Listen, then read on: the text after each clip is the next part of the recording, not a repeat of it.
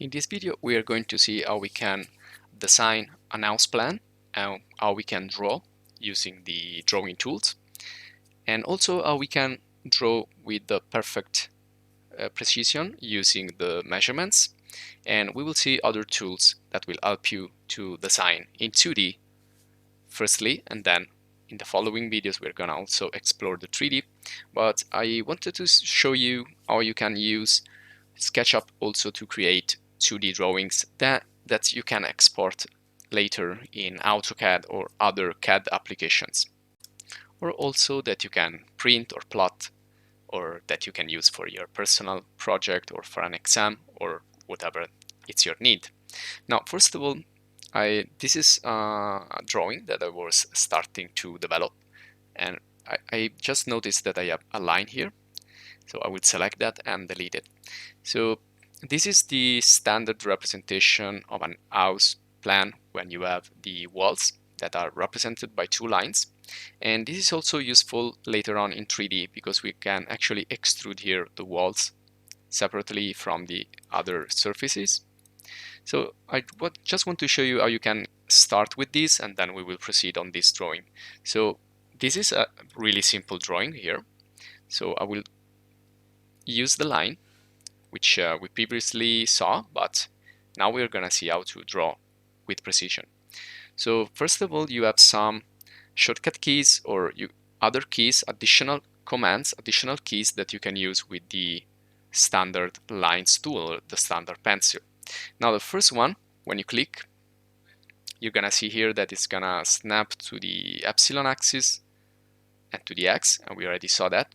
But if you don't want these to snap, now in Sketchup, these are called inferences. So if you don't want inferences, if you look down here, you can toggle Alt, and you have now all the inferences on. So if I press Alt, now they are all off. So I cannot snap to X epsilon. And again, if I click Alt again, this is only gonna give me parallel and perpendicular snapping. So I believe that inferences or snap are pretty useful. So make sure that you have the all on activated. So you just press Alt on the keyboard to do that, to activate and deactivate. Now another quick tip are the arrow keys on your keyboard. So if you click, for example, with the right arrow, you will block or limit the movement of your cursor only on the x-axis. If you do that with the the left arrow, that's gonna only be available on the epsilon axis.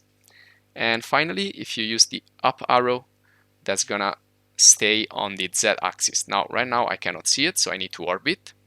And we already talked about the navigation system, so I'm not gonna go back to that. So check the previous lessons if you are missing something. Now you can see I am only able to draw parallel to the z-axis. Okay, and if I want to unlock, I just press the same arrow key. Okay, now you can also see that I am working with a 2D view and from the top. And to do that, just go here and select parallel projection, and then you can select the top view from here. And this is gonna help you to work exactly in 2D on the X and epsilon axis coordinate system, so that you are sure that you are working in 2D and not 3D. Okay, now let's move on. We're still with the lines tool. Now you can get your measurements. For example, if you measure your house or your room or your whatever building you want to reproduce, and you can put those exact measures here to reproduce what you want to do in reality, or what you have in reality. So for example, here, if I have, let's start like from this exact point. So if I just stay a little bit on that point, it's gonna snap me, and so I'm gonna continue from here. So I click once with the left mouse, and now I want to give a precise measure, so or a length. So if you see at the bottom here, it's gonna show you the length. Now I am in meters, but if you change the template, you can also use centimeters or inches or whatever you like to use as units of measures. So I will go here to the right and I will type, for example, 12 and press enter. So I type 12 on the keyboard and press enter on the keyboard, and it's gonna create this segment or this line, or we can also call this a vector because we're actually drawing in vectors or in vectorial graphics. So this is why I can then later on export in DWG or DXF for AutoCAD or similar CAD application. And then I want to go up here, and let's say that I want 6 meters. So I type 6 and enter. And then I want to go here and type, for example, 8 and enter. Then I will go down and I'll type 3 and enter. And then the last one here, I will just snap to this endpoint, go here and find the intersection and then click to finish. And of course, it's gonna create this white surface as we know. So now the next tool I want to show you to create the house plan walls or architectural walls or exterior walls in this case is the offset tool. The offset tool, it's similar to what we find in AutoCAD. So I cannot use this with the lines. As you can see, it's gonna give me a no-go. But if I move inside the surface, then it's gonna be okay, it's gonna be activated. So I click with the left mouse inside the surface here, and it's gonna generate this offset. So it's duplicating the borders basically, or the edges of my surface, or the vectors as you want to call it. In AutoCAD, you can call this also polyline when you have a sequence or a chain of lines. So I want to move on the exterior here, but again, I want to be precise. So down here, I can see the distance in this case. So the measure is the distance of the offset, and I want to do 0.3 and enter. So 0.3 means 30 centimeters basically. So if you feel more comfortable with centimeters, again, just change the template, or if you are in another system, you can switch for 2 inches or feet. Okay, now we have the wall here, and we can use this in 3D later on, but again, this time I just want to show you how to work in 2D, which can be useful in many situations. So I will go now here and I will show you how to create other walls and also doors and windows. So for example here, I want to, well, let's say that this is the entrance of my house. So I want to create a door right here. So what I do is I get the line tool and try to understand where do I want this wall. Now let's say that I want it near this wall here, and so I will click and then I will type the measure. For example, I'll say 1 meter. Okay, so that is gonna create a segment inside which is 1 meter, and this will help me to cut the wall in that precise part. So again, click, type 1 and enter, and that's gonna create a cut there to 1 meter, and then click again and cut the wall like that. So now the wall is cut. Now I can decide what to do here. So to create the door, I need another cut. So again, I will click here, type for example 0.8, enter. So this is gonna be 80 centimeters. There you go. I will find the segment there, click again. Okay, now I need to create the opening. And when you do architecture, house plans or architectural drawing, this is how usually a door is represented there. So I need another line coming, well, let's decide the opening. Let's say that I'm gonna open from here. And so I will type again 0.8, and then I will create an arc to represent the opening here. So I will get here into the other shapes, and you have different types of arcs. So let's start with a simple one. So I need the center of the arc, which will be that one, then the starting angle, and then the end.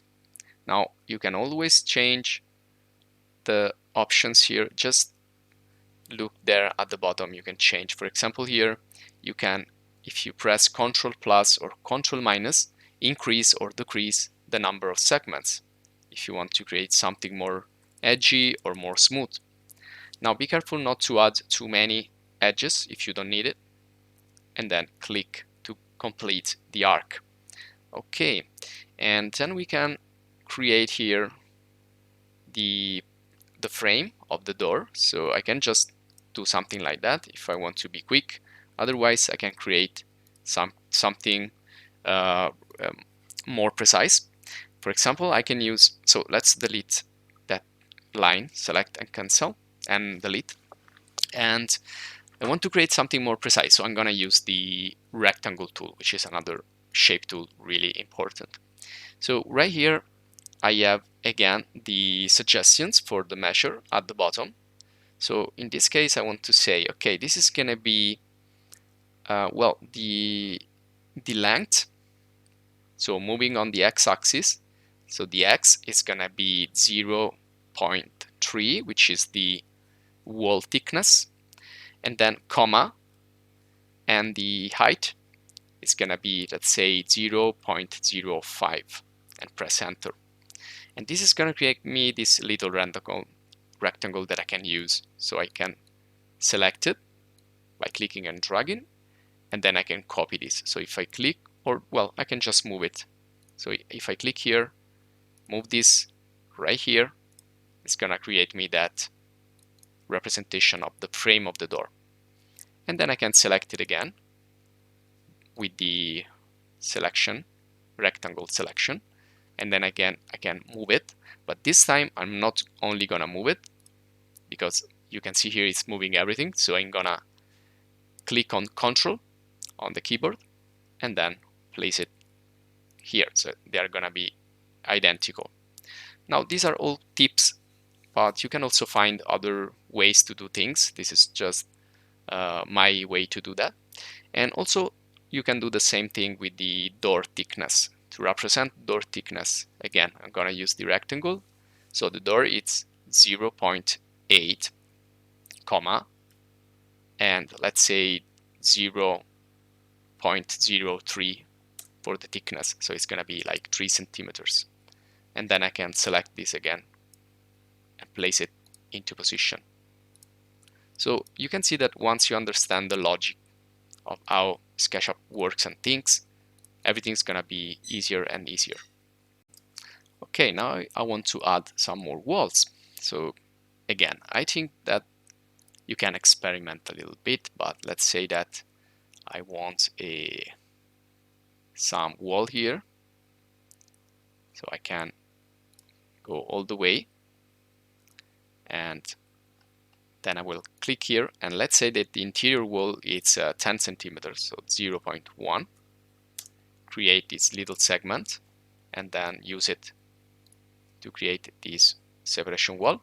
Now you also have other snaps here, for example midpoint. So they are all represented in a way or the other. And also I will, well, if I want to use this as a middle line for my wall here, I can go and say 0.05. So I'm gonna have this small segment there that I can use. And I can also copy this. For example, I can select this,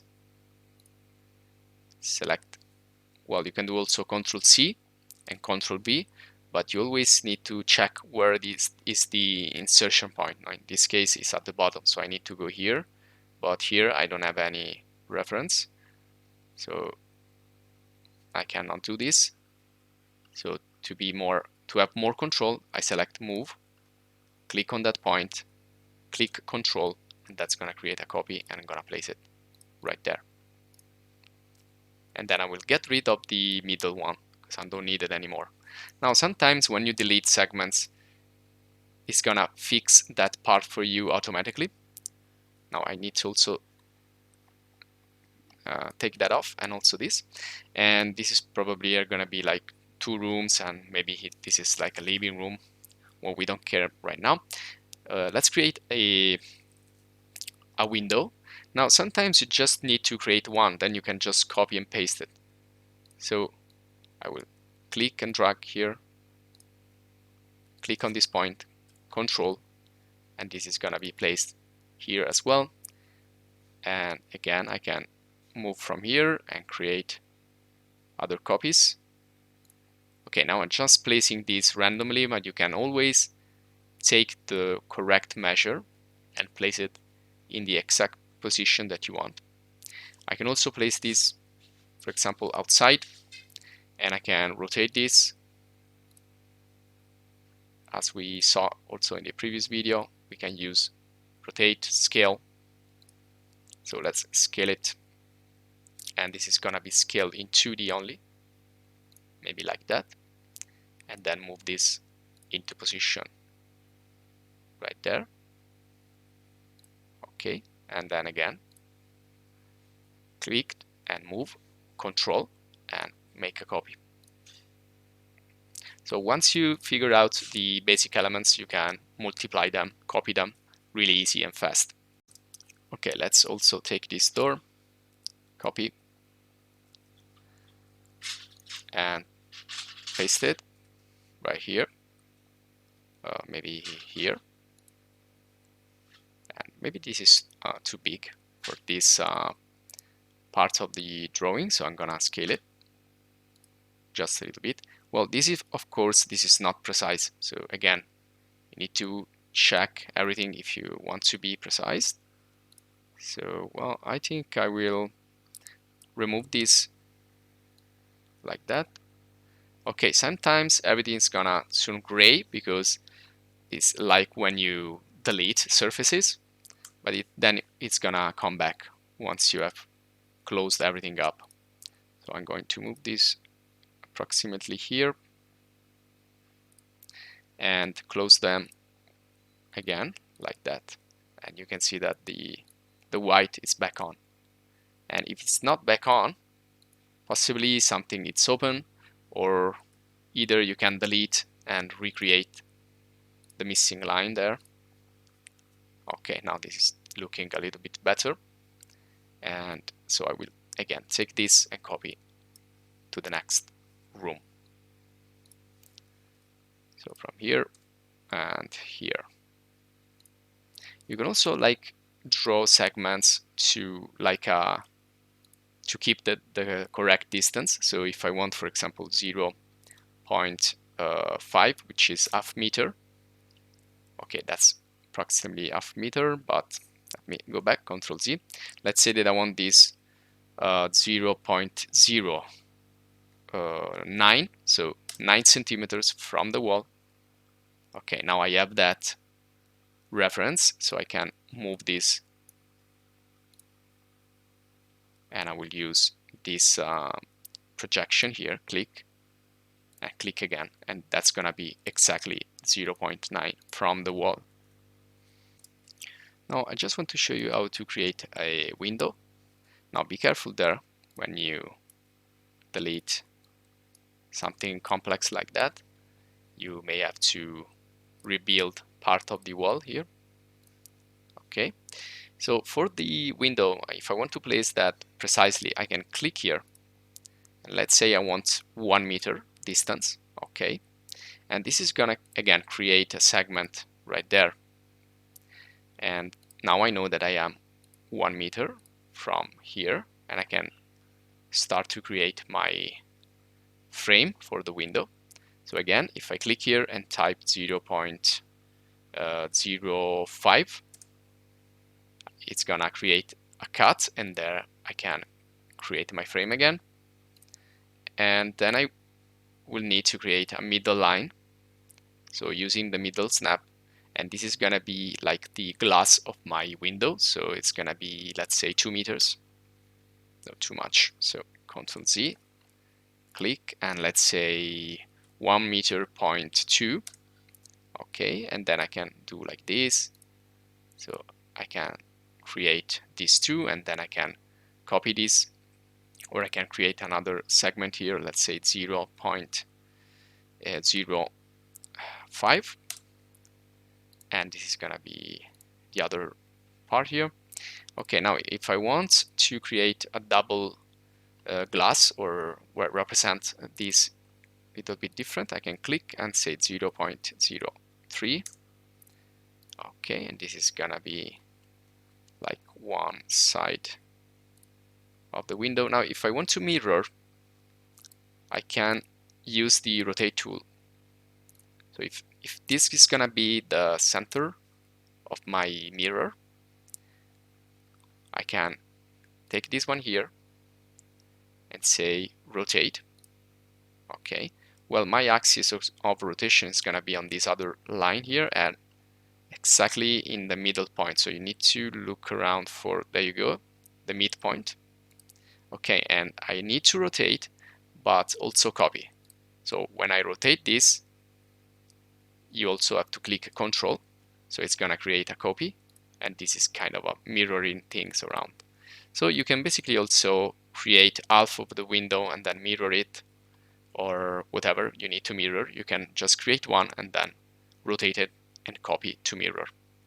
Sometimes when you create more lines to take measurements, maybe like this and then like this, you can see here that the line is gonna be like divided into little pieces. Now if you want to bring back everything together, you can select the part that you want to unite, like that, for example, right click and then say where it is, weld edges.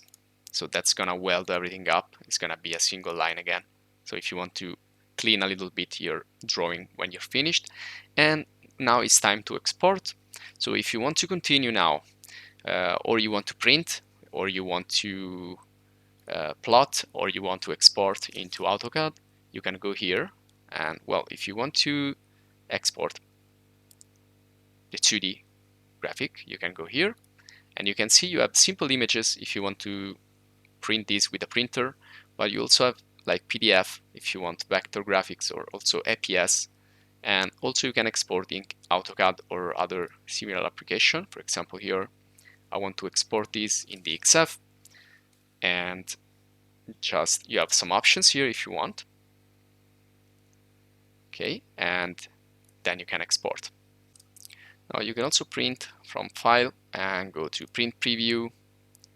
Well, I don't have a printer right now, but I can use this Microsoft Print. So you have a print preview, and of course you can here do the print setup and so on. So you can directly print it. So this will be all for this video. Thanks for watching, and see you in the next video.